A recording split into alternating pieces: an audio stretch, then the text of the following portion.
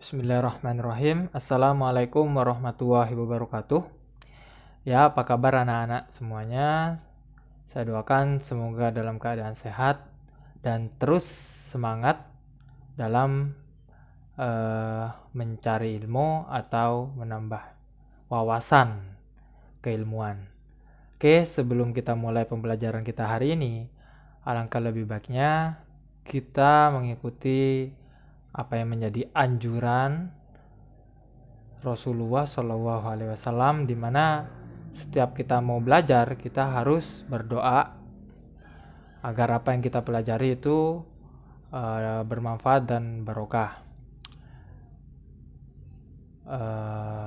Berdoa dimulai.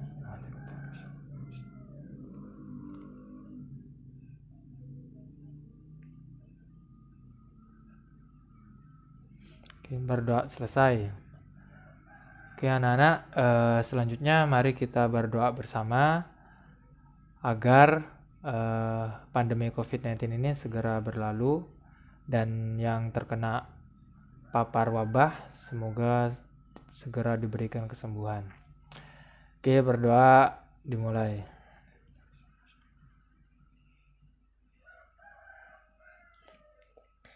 Baiklah anak-anak,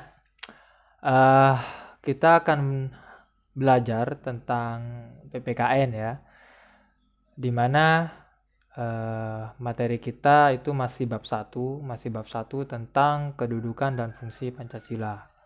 Oke, ini adalah materi yang akan kita pelajari hari ini. Anak-anak bisa lihat, dan materi ini sebenarnya mudah gitu.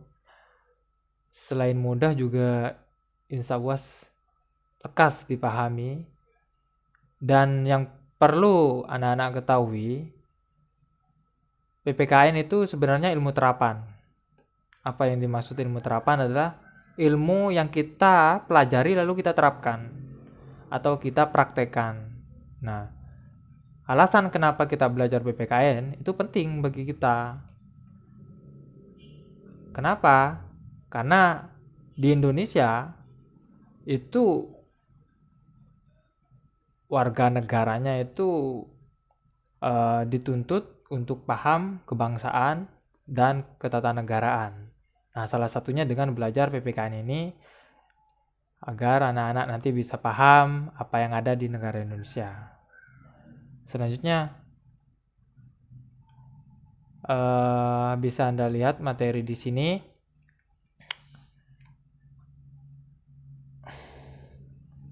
Nah, ini adalah peta konsep ya. Peta konsep itu sebenarnya menggambarkan apa yang akan kita pelajari selama bab 1 ini. Kedudukan dan fungsi Pancasila. Kedudukan dan arti Pancasila. Nah, ini anak-anak bisa baca sendiri, ini adalah peta konsepnya. Jadi kurang lebih ini akan kita pelajari selama beberapa minggu ke depan. Jadi kalau kita sudah punya peta konsep itu bahasa gampangnya kayak kita itu punya peta dunia lah. Kalau kita punya peta dunia, ibarat kata kita udah bisa menerka-nerka nih arah pembelajaran kita kemana gitu. Nah, untuk lebih jelasnya kita lihat tujuan belajar kita. Nah, ini tujuan pembelajaran kita. Yang pertama, setelah anak-anak mempelajari materi ini, itu supaya mensyukuri kedudukan, fungsi, dan arti penting Pancasila. Itu yang pertama. Yang kedua, menghargai arti penting Pancasila sebagai dasar negara dan pandangan hidup. Yang ketiga, mengetahui dan mengamalkan nilai-nilai Pancasila sebagai dasar negara dan pandangan hidup. Yang terakhir, mengetahui dan melakukan sebagai perilaku yang sesuai nilai-nilai Pancasila dalam berbagai segi kehidupan. Nah, jadi tadi kita masih mengambang terkait masalah apa sih yang diinginkan dalam belajar tadi. Melalui peta konsep kita sudah dikasih gambaran apa yang akan kita pelajari. Terus dengan tujuan kita sudah dikasih arah yang jelas gitu. Apa yang kita tuju. Belajar ini apa sih tujuannya? Nah, ini. Nah, agar tidak lama, mari kita masuk ke materinya.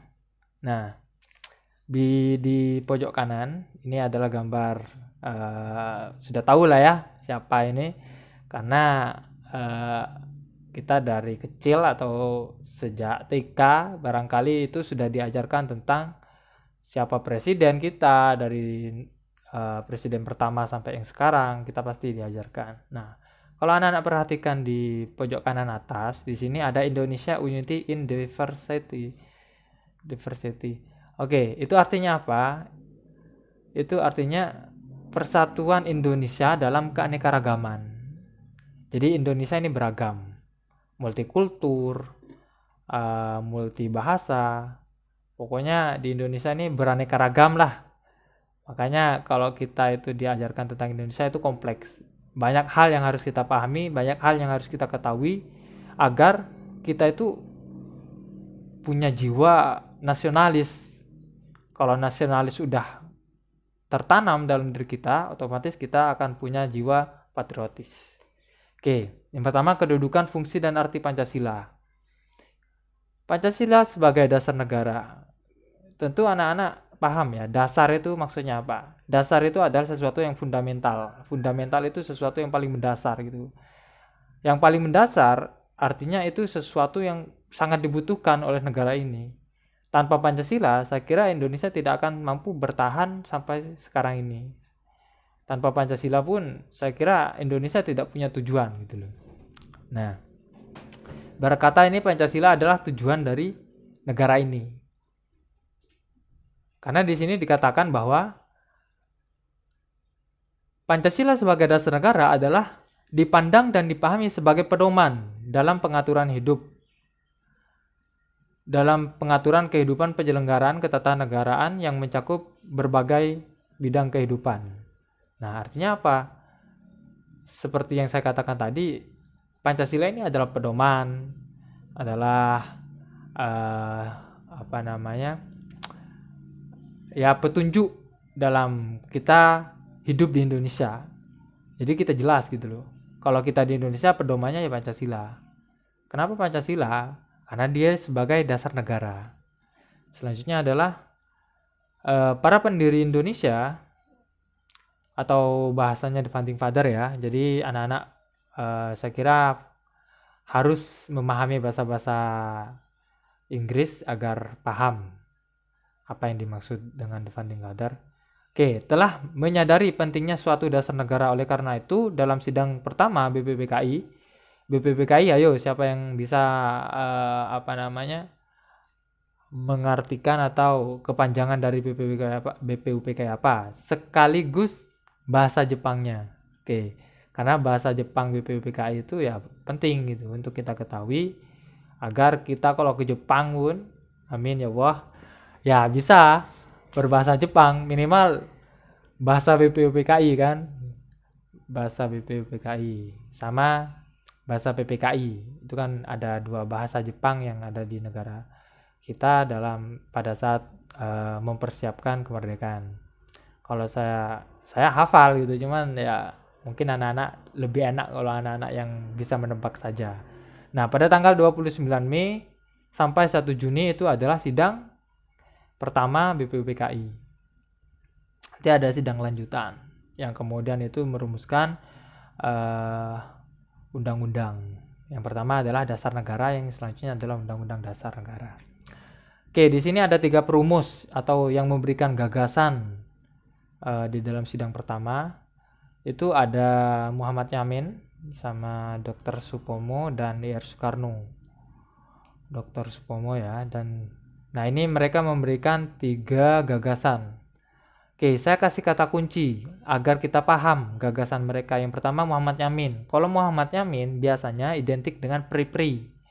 Nah, kalau ada kata pri di awalnya itu berarti gagasan Muhammad Yamin. Terus kalau Dr. Supomo itu biasanya berkaitan dengan kekeluargaan. Nah, kekeluargaan itu biasanya Supomo, identik dengan Supomo. Terus selanjutnya Ir Soekarno. Kalau Ir Soekarno berkaitan dengan demokrasi. Jadi kalau ada kata demokrasinya berarti Ir Soekarno. Nah, itu adalah 3 tokoh perumus gagasan di dalam Pancasila atau dasar negara. Selanjutnya penyebutan Pancasila sebagai dasar negara pertama kali secara resmi dilakukan oleh Soekarno pada tanggal 1 Juni Nah, ini adalah puncak sidang pertama, di mana mengesahkan hasil dasar negara. Nah, ini adalah disahkan usulannya di situ. Nah, nanti untuk aturan secara tertulisnya itu pada tanggal sidang kedua. Nah, sidang kedua kemudian Pancasila diotentikan dengan aturan yang berlaku. Nah, ini aturannya bisa Anda lihat sendiri di sini. Oke, yang pertama Pancasila sebagai negara, selanjutnya Pancasila menjadi norma dasar atau kaidah negara yang fundamental. Nah, ini saya katakan fundamental tadi. Hal tersebut tercantum dalam alinea keempat pembukaan Undang-Undang Dasar Negara Republik Indonesia tahun 1945. Nah, ini penting ya untuk kita ketahui. Kenapa? Karena lagi-lagi kalau kita berbicara Pancasila, kita eh, tidak tidak semerta-merta seenak kita untuk mengartikannya, tapi sudah ada aturan nilainya di dalam setiap sila-sila yang terkandung dalam Pancasila. Selanjutnya, nah ini yang saya katakan eh, bahwa Pancasila itu dikukuhkan pada tanggal 18 Agustus 1945 dalam sidang PPKI. Sidang PPKI itu Dokuritsu Jumbi Inkai. Wih, tahu aku ya. Haruslah. Karena guru PPKN itu harus serba tahu. Tapi gak semuanya harus tahu gitu kan. Oke, selanjutnya kedudukan Pancasila juga diatur di dalam Instruksi Presiden nomor 12 tahun 1968 dan tersusun secara hierarkis dan piramidal. Nah, ini kalau berbicara masalah aturan presiden itu kan nanti ada hierarkinya itu kan. Nah, itu anak-anak perlu pahami juga, nanti kita akan pelajari.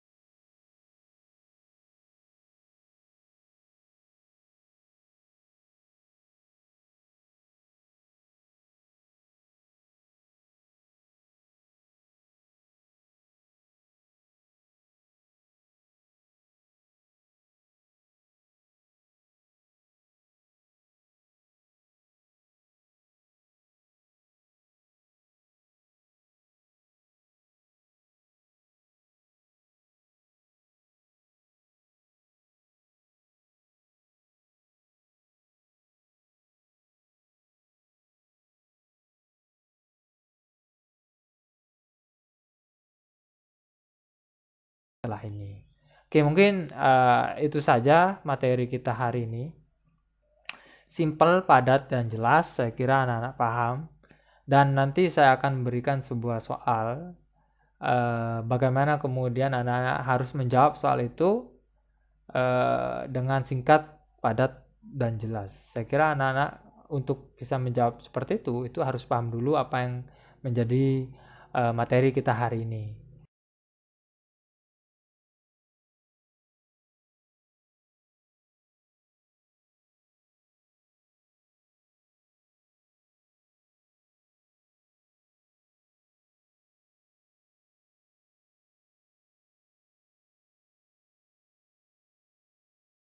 Oke, cukup sekian saya akhiri.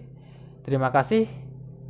Mari kita akhiri dengan membaca doa hamdalah dan kafaratul majelis. Berdoa dimulai. Alhamdulillah. Subhanakallahumma wa bihamdika asyhadu an la ilaha illa anta astaghfiruka wa atubu ilaik. Wassalamualaikum warahmatullahi wabarakatuh.